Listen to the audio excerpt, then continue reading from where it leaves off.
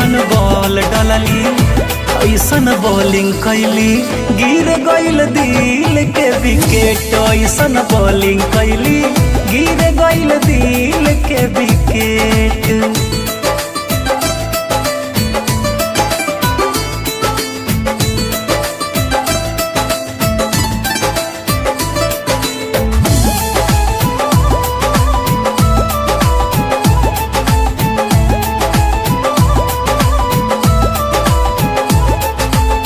पहिले पहिले हम खेलत रही मैच उनका के देखही में छूट जाला कैच।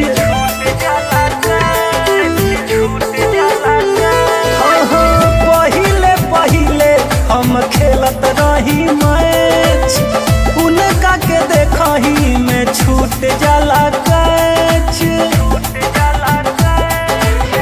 लव के रिलेशन गोरी लव के रिलेशन गोरी कैली हमसे सेट। ऐसन बॉलिंग कैली ऐसन बॉलिंग कैली गिर गइल दिल के विकेट। ऐसन बॉलिंग कैली गिर गइल दिल के विकेट।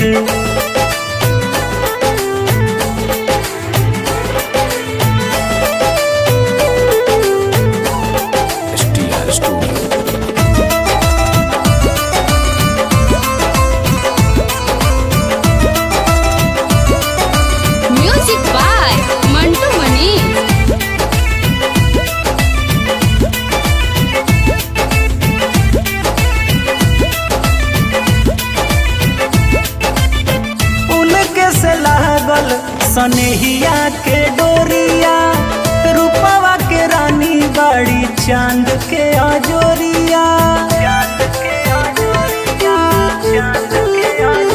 हो उनके से जुड़ल सनेहिया के डोरिया रूपवा के रानी बाड़ी चांद के अजोरिया।